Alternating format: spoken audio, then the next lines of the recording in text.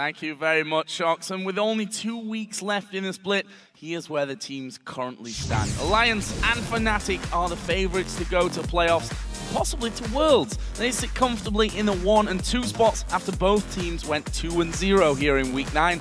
Tied for third are the Super Hot Crew and Millennium, while SK Gaming have fallen all the way to 5th after losing both of their matches this week. Then we have Rocket, who sits in 6th place, but are only 2 games out of the 3rd and very much alive as well, heading into Week 10 here. And despite a win earlier today, the Copenhagen Wolves are just under Rocket, actually still chasing towards the playoff spots here.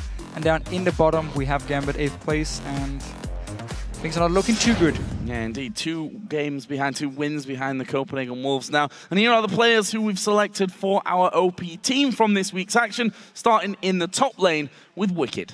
Really looking good on Gragas here, and we see Alliance put a lot of focus on early picking it, making sure he gets his Gragas, and very strong laner. Wicked. Winning the lane here really means for Alliance, it's something we haven't seen too often from Alliance, and it means the rest of the members now can just relax a little bit, and in the team fights with this Gragas, we just see how strong it is every time. And with that Alliance 2-0, we stick with them as well for the jungle role as we pick Shook, another great win. 2 Riven games this week. Yeah, another new champion for him, Riven Jungle, the first guy to pull it out here in Europe. 18 KDA in these 2 games here, so very strong performance. I'm not even sure if he died in any of the games. And we just see the ganks he can do early game here with Riven, because he has so much early damage, is very powerful, and really used it against Gambit yesterday to snowball. And he did die today. He was the only person on Alliance to die. In the mid lane, we've got the new boy on the Super Hot Crew, Soren. On the Copenhagen Wolves, sorry.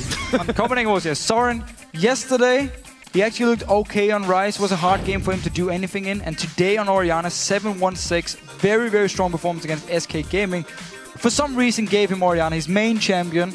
Not sure why. I think we're going to see it banned next week. And the AD carry role, not really a surprise to anyone, I think. Reckless, massive KDA, Vayne, Lucian, Pentakill, all about Reckless. We had some very good AD carries today, but of course Reckless overshines everyone. 24 KDA in these 2 games. Vayne, Lucian today was so fantastic against Copenhagen Wolves. It's hard to really say anything when you get 18 kills. Yeah, and with that 2-0 week, we have to take his support as well. Yellow Star, again here, playing Thresh twice. Both games, he was brilliant. Always babysitting Reckless, always ready to help him or the rest of the Fnatic members if they are out of position. And he really loves to roam around as well. We see it in this game against Copenhagen Wolves, where he sets up so many kills early on. And he's just the best support we have in Europe at the moment. Definitely agree with you on that front. Our pick for the most valuable player should also come as no real surprise. But with a massive performance this week, we have to give it to Fnatic's Reckless. He was amazing. 18 kills yesterday, solo carried the game. Today he didn't have too much of an impact, but he didn't really need to because the rest of Fnatic did so well. And he didn't die a single time in these 2 games. It's something we often see. Still number 1 KDA in Europe as well. And to highlight his moves, we have a video clip of, well, what else? His Pentakill against the Copenhagen Wolves from yesterday. First kill secured by Reckless. That's a double kill as he sidesteps the Cocoon. Looking for the triple. Reckless is going to kill. He's looking for the Penta. That's the Quadra. He's looking for 5. Towers down on the back line. Reckless makes the Penta. He gets it. That's a Pentakill.